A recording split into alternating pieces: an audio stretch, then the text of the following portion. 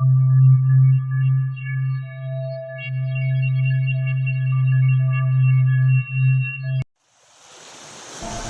ini benar-benar terjadi beberapa tahun yang lalu di Jawa Tengah.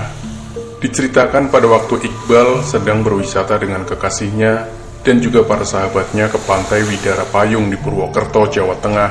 Iqbal benar-benar menikmati suasana keindahan pantai tersebut serta kesejukan udara yang membius sehingga Iqbal merasa ingin sekali menepi ke pantai untuk merebahkan tubuhnya di pasir sambil memandangi para sahabatnya yang sedang bermain air di pantai yang turut diikuti pula oleh kekasihnya yaitu Asih, yang dimana dalam benak Iqbal ingin sekali ditemani pula oleh kekasihnya. Namun Iqbal membiarkannya karena tidak enak mengganggu kekasihnya yang sudah larut dalam kegembiraannya bersama teman-temannya. Tidak lama kemudian seiring angin yang sejuk membuat mata Iqbal mengantuk dan tertidur pulas. Tanpa disadari ternyata adzan maghrib sudah terdengar. Namun, entah mengapa mata Iqbal masih teramat ngantuk dan melihat suasana di sekelilingnya yang sudah tidak ada orang sama sekali, termasuk kekasihnya yaitu Asih yang di dalam benaknya. Kenapa tidak membangunkannya? Tidak lama kemudian Iqbal pun mendengar suara dan melihat seperti pawai dan arak-arakan prajurit yang menggunakan pakaian kerajaan zaman dahulu. Dengan posisi rapi seperti barisan yang memanjang, suasananya seperti merayakan sesuatu karena terdengar sangat ramai dan meriah sekali. Melihat dan mendengar kondisi tersebut, Iqbal sangat ingin sekali bangun. Ditambah prajurit yang melakukan arak-arakan tersebut semakin mendekatinya. Namun dia sangat aneh, tubuhnya seperti terkunci dan lemah sehingga ia tidak bisa beranjak dari tidurnya. Sambil sekuat tenaga untuk bangun namun tidak membuahkan hasil, akhirnya salah satu dari rombongan prajurit itu dekat dan menghampiri Iqbal. Anehnya, prajurit itu bersimpuh seperti menghadap raja dan berkata, "Pangeran ditunggu oleh Kanjeng Ratu dan Putri." Iqbal pun heran. Dalam benaknya, kenapa prajurit ini mengatakan saya adalah pangeran? Lalu siapa Kanjeng Ratu dan Putri tersebut? Sambil tercengangnya Iqbal, ditambah hati yang bertanya, kelompok prajurit pun berkata pada Iqbal, "Kenapa pangeran masih bermalas-malasan saja tidur di situ? Kami di sini mau menjemput pangeran untuk ke istana menemui Kanjeng Ratu dan Putri."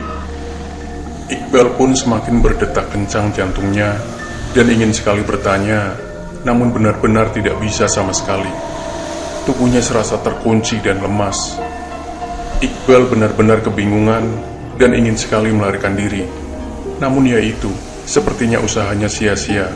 Ditambah, para prajurit itu memberikan sebuah pakaian seperti raja, berikut juga pernak-pernik seperti dandanan pengantin laki-laki yang ingin meminang seorang mempelai wanita.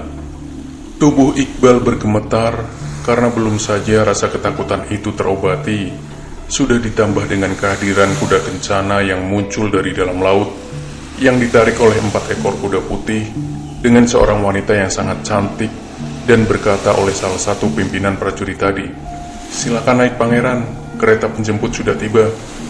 Tidak lama selang kedatangan kereta kencana tersebut, kedua tangan Iqbal dipegang erat oleh pemimpin prajurit yang ingin membimbing perjalanan kereta tersebut dan berkata, "Silakan pangeran pejamkan mata agar perjalanan lebih cepat dan aman sampai tujuan."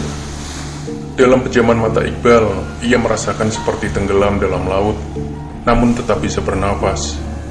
Setiba di istana, mata Iqbal pun diizinkan dibuka oleh prajurit. Sekali lagi, Iqbal benar-benar heran dan terkejut. Suasana istana tersebut benar-benar mewah, dan ternyata calon pendampingnya yang disebut-sebut sebagai putri adalah kekasihnya yaitu Asih. Namun Iqbal tidak percaya begitu saja. Dia mengucek-ucek matanya untuk memastikan apakah benar yang dilihatnya itu Asih, yaitu kekasihnya. Berselangnya waktu, akhirnya perayaan pernikahan tersebut berlangsung sangat meriah.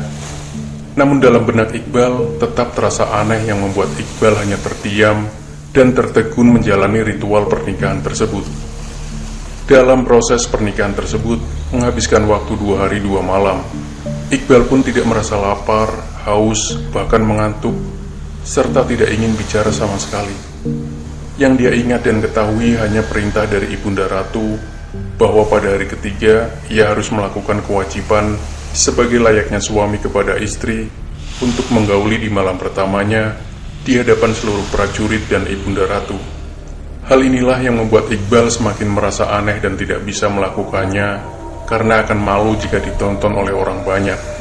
Di samping itu, Iqbal tidak bisa menerima perlakuan yang tidak bermoral itu dan tidak memenuhi etika.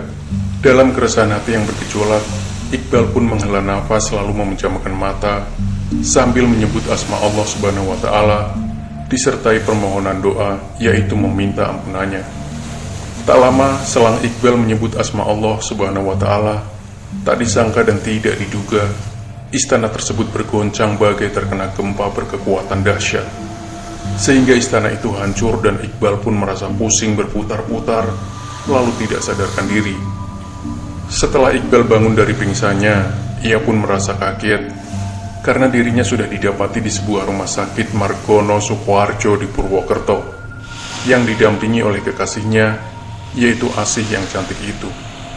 Asih tidak kuat meneteskan air matanya, menahan kesedihan dalam kegembiraannya karena kekasihnya Iqbal kembali lagi yang telah lama menghilang selama 21 hari sejak berwisata ke Pantai Widara Payung di Purwokerto, Jawa Tengah.